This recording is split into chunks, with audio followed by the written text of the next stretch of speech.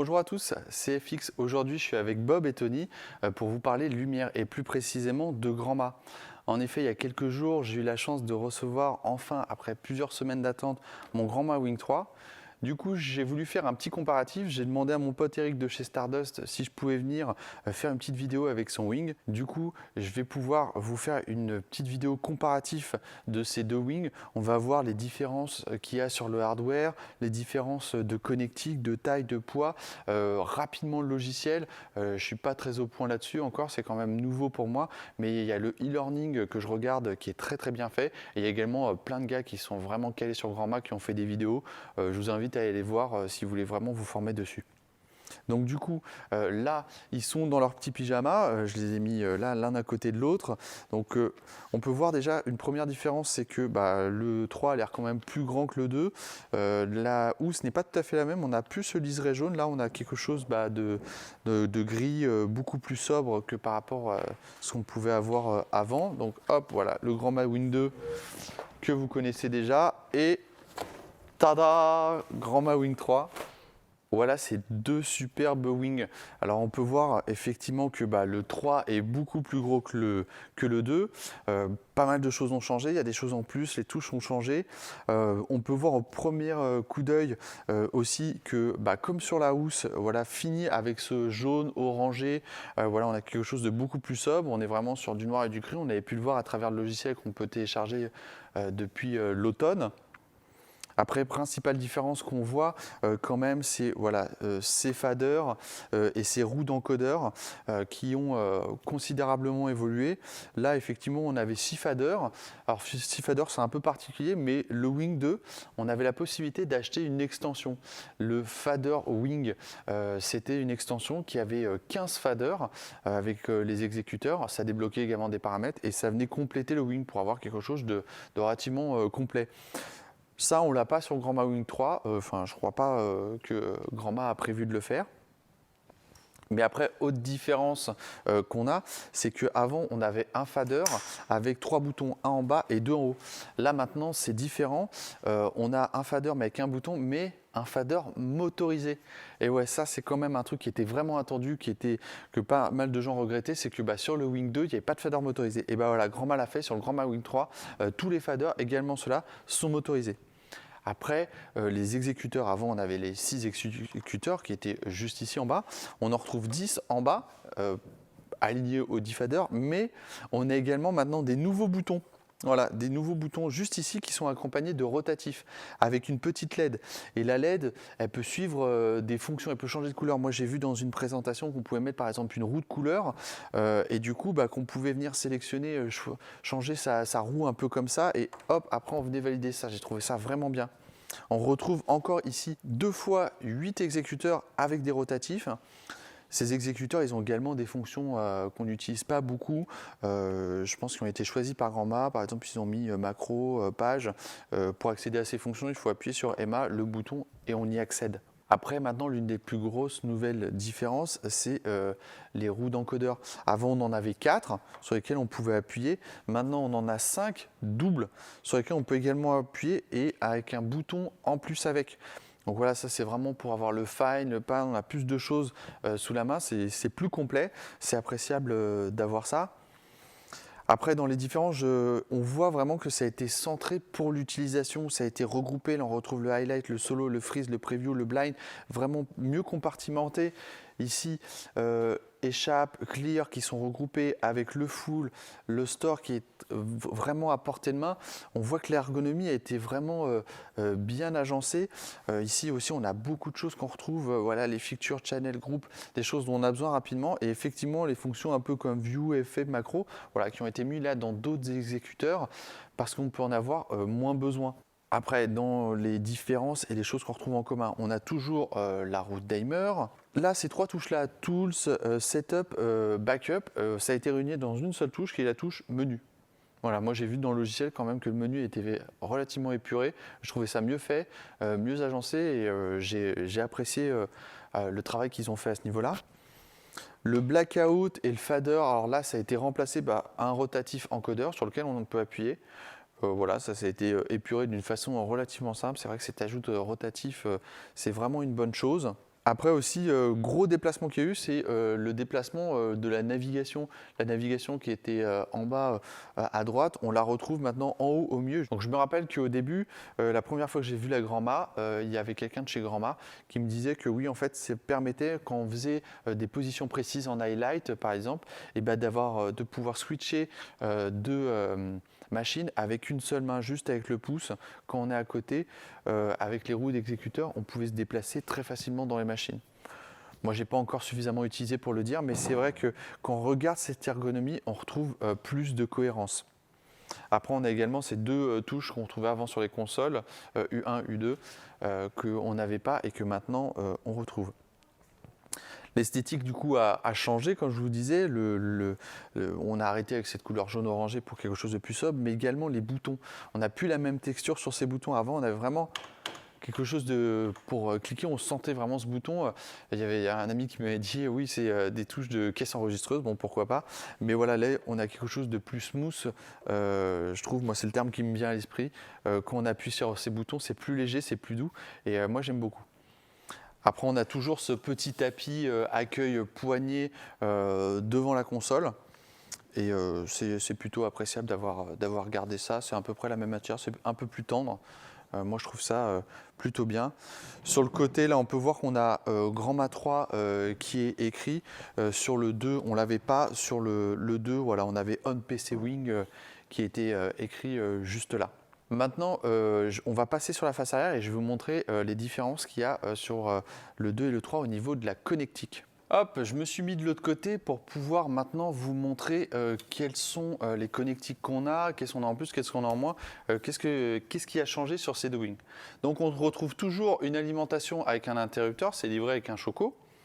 Juste à côté, on a la prise USB pour la connexion, c'est un USB type B. Donc voilà, on reste sur le même type de câble. Autre chose, ici, on retrouve un port Remote Com.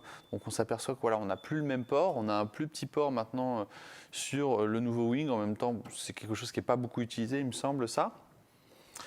On retrouve maintenant une nouveauté Desk Light. Ça, on ne l'avait pas sur le précédent. Voilà, c'est quelque chose que maintenant on a. On va pouvoir mettre une petite light là-dessus. Autre chose, c'est ici LTC in, c'est pour le timecode. Voilà, on peut en rentrer du timecode dans ces wings. Après, maintenant, sur les connecteurs, là, on retrouve voilà, DMX A, B, C, D. Et avant, on avait vraiment out A et B. Et le in là, tandis qu'ici, le in, voilà, on peut le commuter de base, il est même configuré en out. Il faut juste avoir un inverseur et du coup, ça permet d'avoir voilà, 3 sorties DMX sur le wing. Donc du coup, on aborde quelque chose d'important, c'est les paramètres. Donc sur le Grand'Ma Wing 3, on a de base 2048 paramètres à partir du moment où on le branche, soit 4 univers. Après, pour augmenter la capacité de ce wing, on peut se doter d'un node port de OnPC, la version OnPC, parce que la version qui n'est pas OnPC, ça ne débloque pas des paramètres, ça reste qu'un node. Et la version OnPC permet de récupérer encore 2048 paramètres, donc 4 univers. Donc si on additionne les deux, on arrive à aller jusqu'à 8 univers et donc 4096 paramètres. Voilà, ça c'est le maximum qui sera supporté sur le OnPC avec le Wing en Grand'Ma Wing 3. Sur le OnPC 2, on avait la possibilité d'ajouter le FaderWing qui débloquait 4 univers, donc 2048 paramètres, et également du nodeur. J'ai pas encore de node port 3 OnPC, je compte sur Accent pour me faire un super tarif et notamment à Vincent pour l'avoir. Avec Bob et Tony, on serait ravis de pouvoir utiliser full configuration sur ce Grand'Ma. Chose importante aussi, j'ai parlé de paramètres, j'ai pas parlé de canaux DMX. Parce qu'en fait, Grand'Ma ne parle pas de la même manière en termes d'utilisation des canaux. En effet, chez Grand'Ma, il ne compte pas les fines. Par exemple, si je prends une machine RGB, rouge, vert, bleu, mais que je l'ai en fine en fait. Rouge, rouge fine, vert, vert fine, bleu, bleu fine. C'est-à-dire que j'arrive à 6. J'arrive à 6 canaux DMX. Par contre, Grand'Ma, lui, il ne va pas compter les fines dans ses paramètres. Donc, c'est-à-dire qu'une machine qui fait 6 canaux, en fait, ne se retrouve à utiliser que 3 paramètres. Donc en termes de licence d'utilisation, c'est quelque chose qui change. Pareil sur le pan tilt, en fait, tout ce qui est fine, hop, c'est pas décompté du nombre de paramètres utilisables sur le grand mât. Donc c'est vrai que ça permet de pouvoir utiliser des machines en externe, si on veut vraiment le fine, si on veut bien les utiliser, plutôt que de se restreindre, ça ne va pas déduire des paramètres. Donc voilà, j'ai sorti des ordinateurs pour pouvoir vous montrer un peu qu'est-ce qui se passe lorsque je lance Grand Mât 2 et Grand Mât 3. Première différence qu'on voit, c'est que d'un côté là sur le Wing 2, j'ai un PC et en face de moi, sur le Grand Mât Wing 3, j'ai un Mac et j'ai pas lancé de Windows. Je suis vraiment directement sur macOS. Ça, c'est une nouveauté qu'on a appréciée lorsqu'on a découvert le logiciel et que ça a été annoncé, c'est que voilà, il y aurait une version compatible Mac. Alors, je ne sais pas encore s'il y a des restrictions par rapport à l'un ou l'autre. Il me semble que non pour le moment. Mais en tout cas, c'est vraiment bienvenu ça pour les utilisateurs de Mac de l'avoir dessus. Donc voilà, on a les 2 logiciels qui sont lancés. Différence qu'on a déjà à l'accueil, c'est que chez Grand Mât 3, on a déjà des fenêtres qui sont déjà faites de base, des views, ce qu'on n'avait pas sur Grand Mât 2. C'était vraiment très épuré quand on ouvrait le soft. On va aller dans le setup parce que je vous ai dit qu'ici, ça avait beaucoup changé. Donc d'un côté menu et là setup. Donc voilà, on a quelque chose sur le 3 qui est beaucoup plus épuré où on retrouve le backup. Là, le display, on a des paramétrages d'écran qu'on peut régler. On peut changer de size. Ça, c'est vraiment appréciable selon les écrans qu'on a et la résolution qu'on a. Voilà, on peut voir, on peut adapter en fonction de ce qu'on veut. On peut mettre vraiment en très gros ou en tout petit. Moi, j'ai bien apprécié ça et effectivement, cette page qui était vraiment allégée, comparée à Grand Mât 2 où c'était vraiment chargé. Il y avait plein de choses, plein de fonctions, plein de menus. Moi, je ne comprenais pas tout ça au début quand je suis rentré dedans. Là, sur Grand Mât 3, c'est vraiment épuré. On peut voir ici voilà, qu'il y a mon ordinateur voilà, avec le Wing qui est bien branché. Également de la haute configuration, voilà, on voit mon ordinateur avec l'adresse IP ainsi que le Wing voilà, qui est en vert.